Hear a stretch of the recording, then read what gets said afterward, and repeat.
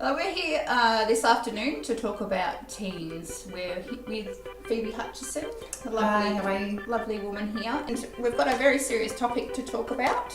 I'll just introduce Phoebe. Hi, I'm author, counsellor and public speaker, and teenagers are very close to my heart because I've had one who's now grown up and he's moved out, and I've got another one, and so many people struggle. And in my practice in counselling, I see a lot of teenagers struggling.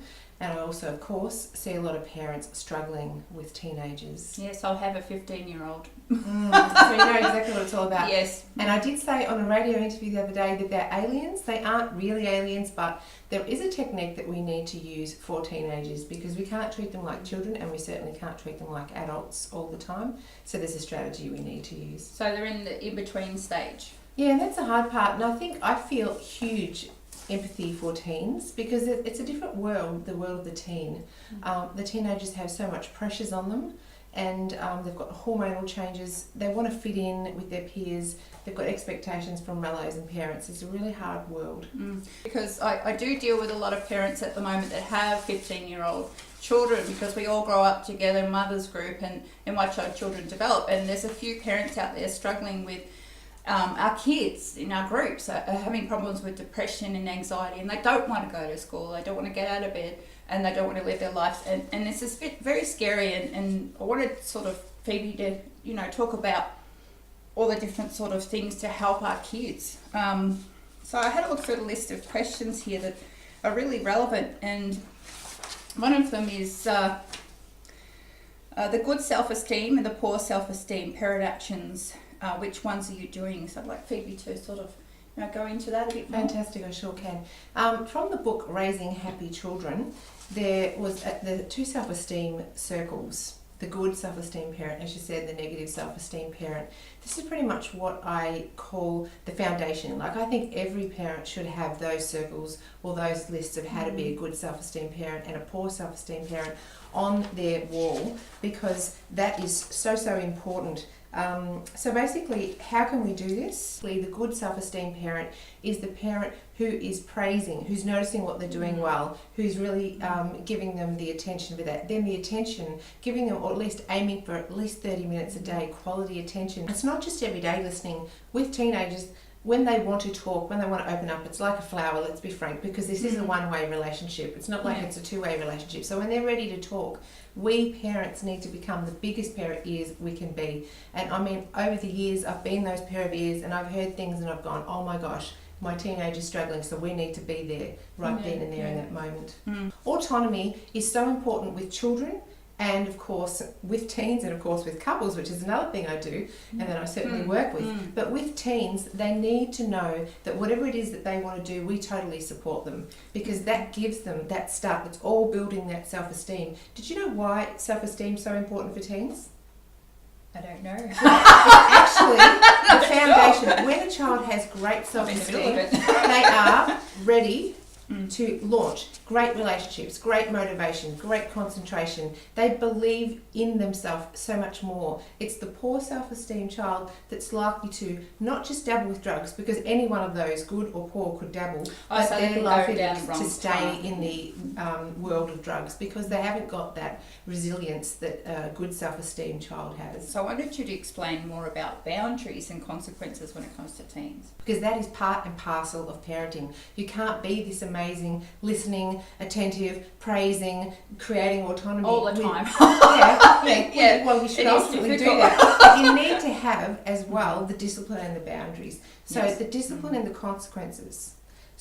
Discipline equals boundaries and consequences. So it's really just a matter of communicating to them, this is going to happen if this. So if they say they're going to be on time and they're late, you need to let them know way beforehand, this is what I expect of you, and if this doesn't happen, there's a consequence. It's like me in our household. That's brilliant. If you don't do the bins, you're going to lose some of your pocket money. If you make me late for the bus, you're going to lose $10. But boundaries and discipline are really super important. Now, the worst type of parent, and I don't want to say the worst type of parent, but the worst type of parenting behaviour is where they say, right, that's it. 3 months of no Xbox for you. Yeah. Just out of nowhere. Like, that confuses children. It's a relationship. It needs to be respectful. Yeah. That's why we need to make sure that it's consistent. So this will happen if you do this. And you try and remove the emotion, and between us, without the kids listening, without the teens listening. They do try to trigger you all the time. We need to use acting skills. So when they do something like they swear inappropriately, and you just want to laugh your head off, walk in there. I cannot believe I had to do that you a couple did of that. times because you laugh and your child laughs all the time, and I laugh a lot, so I have to do the how can I say it, the strict mum, and that's very hard for me to do. Exactly. But it's a relationship, and it's a beautiful relationship, and even if something does go wrong, I like to think of it as that, a relationship. So if I get accidentally told off, or even a swear word comes out, or what if I even get something abusive comes out from those lips, I stop and I say, this is a relationship. So I walk back in and I say, I'm sorry, and it happened once that I can remember in the last year. I walked back in and I said, I'm sorry, this is a relationship. I don't swear at you, and I don't yell at you, so I expect the same response. And I was absolutely devastated, and what did I get? An apology. Yeah, no, they respect you. If you're honest and say, look, I did this wrong, I'm not perfect, I think it's brilliant. Yeah. I've got a question too. These are two words that are thrown around a lot, and so I wanted to work out what this actually is in English terms. Is one says, what is attachment theory and what is codependency? So I just wanted it in simple terms. Great questions. Attachment theory is very, very complicated. But what it is basically in a nutshell, the way that a child bonds from the moment they're born with their mother or father, and as that goes on through the years, through their forming their personality, which is believed to be 3 to 7 and so forth. Okay. That creates within them the way that they will be with others and in their relationships. Okay. Yes. So when I was studying sexual abuse recently, for instance, a girl and father say who have the father goes over that line, starts to see his daughter looking a bit sexual, and if he kisses her in an inappropriate manner, then she will pull back and usually have very bad effects when it comes to relationships with men. So that's really scarring that relationship. But we really need that loving, bonding relationship. And part of this good self-esteem parent is affectionate,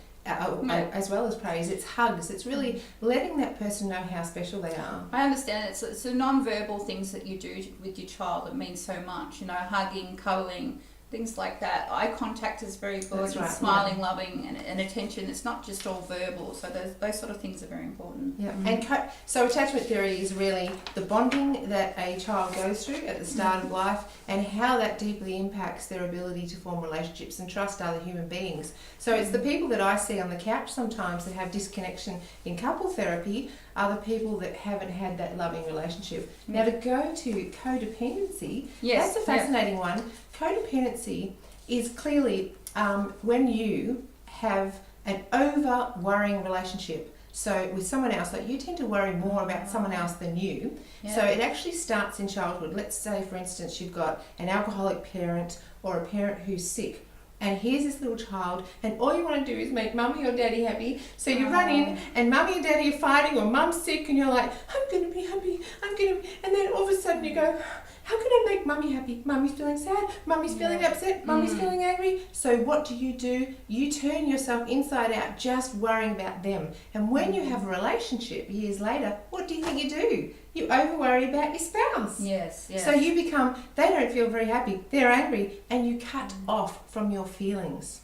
I was just wondering if this happens a lot with children of divorced parents, because both of their parents are going through pain. Yeah, I think it certainly does. And even, someone can develop narcissistic traits, which would be a narcissist is someone who really cuts off from their emotions.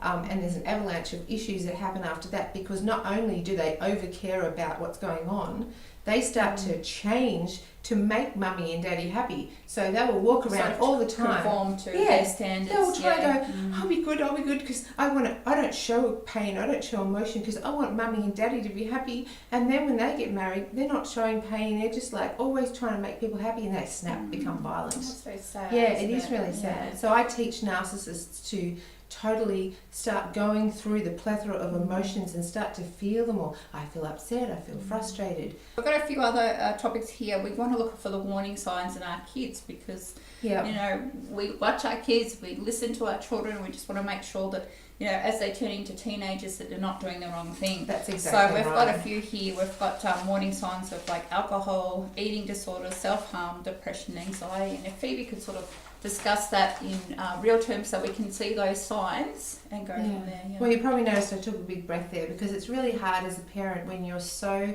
in love with these people and you're so your care, they are not just positions, let's face it, they're an extension of you, and we feel what they're going through. Oh yes, on a deep level. And at the moment we've got ice, we've got ecstasy, we've got grievous bodily harm, we've got all these serious drugs out there, and people are using them quite often instead of alcohol, but then you've still got alcohol, so because they're readily available, and then you've got the teen pressure and that's exactly right. Because developmentally, I didn't mention that before, but a teen needs to fit in with their peers. They need, that's what they need developmentally in that stage in their life. So they are highly influenced by these teens. Yeah. So we as parents, how do we stay in that circle of influence with a great relationship? Yeah. Doing all that listening, being those big pair of ears. But getting back to what you said, let's look at drugs and alcohol. So basically, I've just listed here for ease of use. If they're on drugs, or if they're drinking inappropriately, then you look at their friends and you'll see they've usually got druggy friends. They'll start to... so the circle of friends that they have reflects on what they're going through. You've got to be honest. If they're hanging around druggies, if they're going to a drug dealer's house, there's a pretty good chance that that's the sort of... that's the signs there. Avenue that they're going. So that we don't want to panic. We need to be educated on what these things are. We need to educate them on what these things are and what they can do. Yeah. The knowledge needs to be built up. That's what we need to do with teens. Education. Because, they've only got the knowledge from, Xbox, TV, a little bit of school, and of course YouTube. Their friends. And YouTube and Facebook. And Twitter. So what we need to do is build that knowledge in them. So, if you're a parent, talk about how you can get drunk and die from vomiting into your lungs, and how easy that is. As soon as you're unconscious, that happens. Oh my God! And talk about the fact that if you have ecstasy, you can be on a dance floor and drop dead, because basically you've actually got your cells and filled them up with too much water, because you've got this unbelievable need to drink water. You think you're doing the right thing, but you're not. Yeah, I've heard that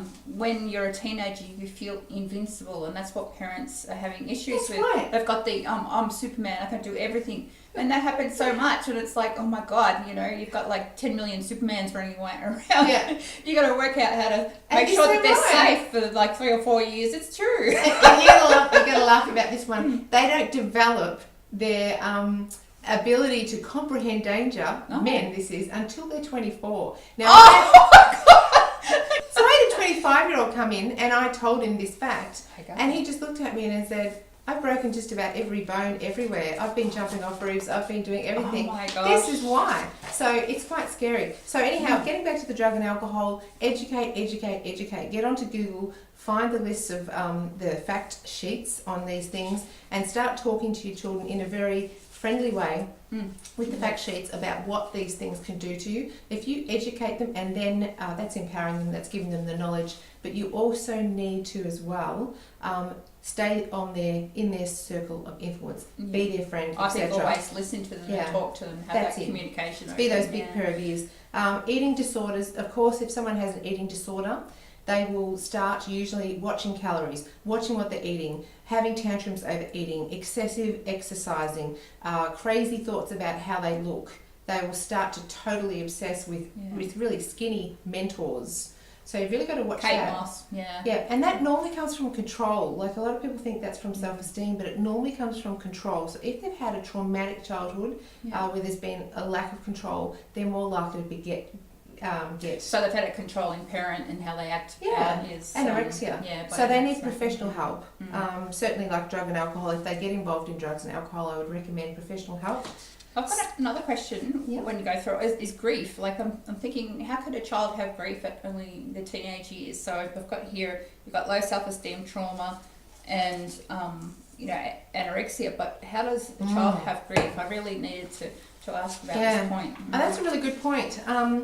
Children do have grief, and teenagers do have grief. We all have grief over different things, but with a teenager, because they're so impressionable and so vulnerable, and Yeah, their they life are. is so particularly challenging with just in every way. They go on Facebook, people are suiciding, they're getting impacted constantly by trauma. They haven't got the emotional management capabilities to cope with these traumas. So we've got to look at, well, when it comes to grief, it might be a change of house, it might be a change of friendships, it might be a loss of a dog.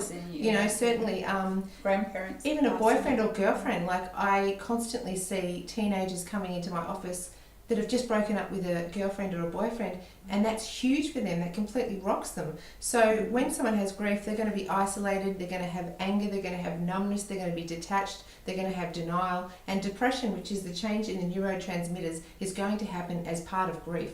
So they're going to actually naturally detach, and they'll disconnect from family. So that's why we need to be very aware. Our role as parents is eyes, not just ears, watching them. Are they disconnecting from their friends? When we educate, we can have more trust because they know the consequences.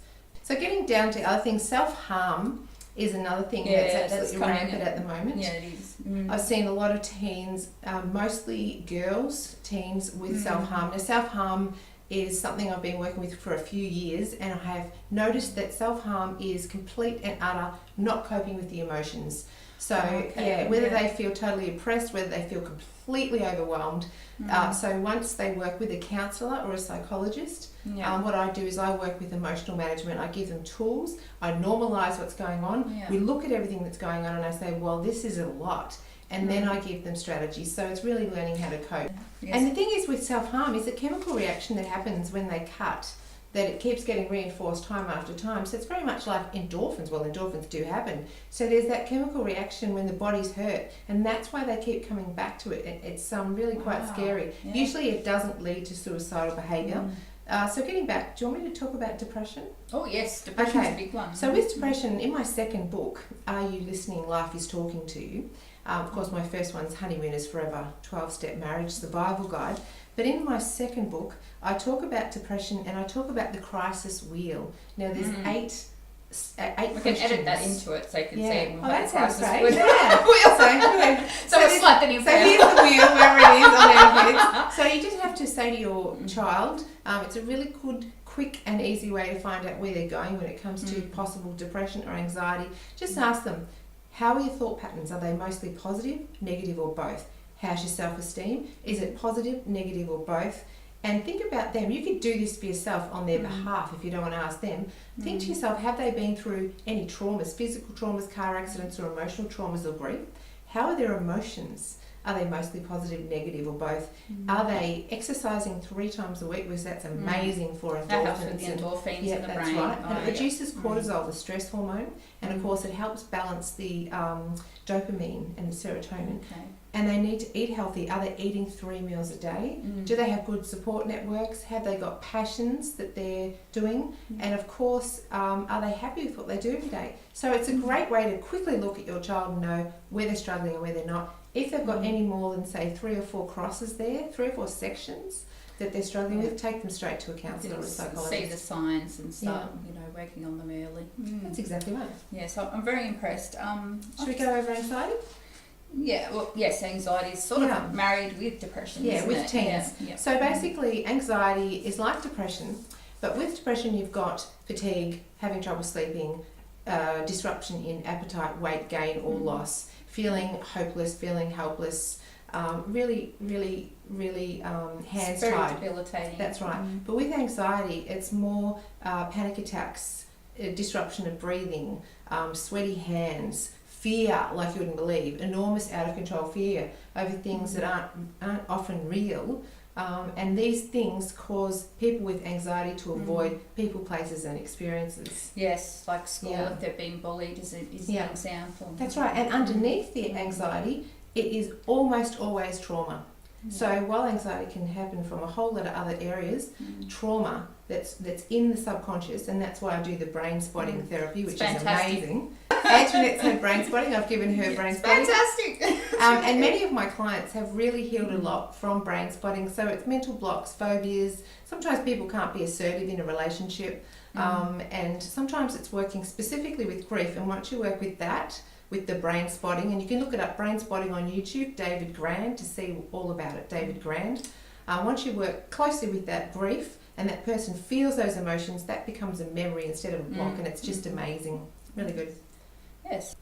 We're very happy with Phoebe letting us have her time. Thank you, my pleasure. Yeah. So, I've enjoyed talking to you. It's been wonderful. oh, thank you. Yeah. We've had fun.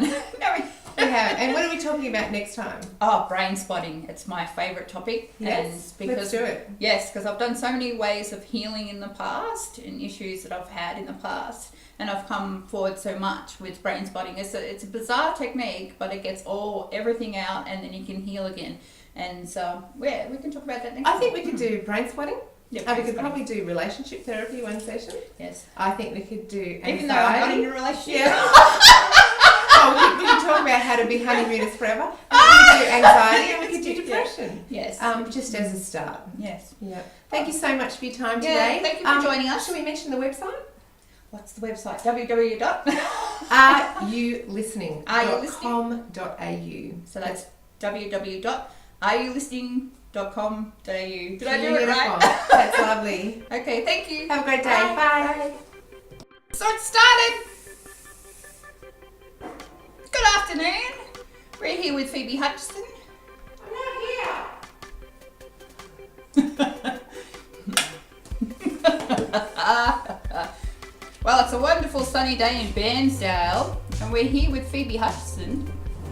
Here she comes now. Look at her sexy outfit. These are all the outtakes. This is edited for our husband only. So my head should go. I think so. Oh, or do you think it should be here? No. I was going to cross my legs. I think it's good. No, it's hard. Oh, it's really fucking Yeah. my boobs. Oh, jeez. Alright. I'm going to have it like that. Oh, it's lovely. Alright. So do you. We both look absolutely freaking lovely.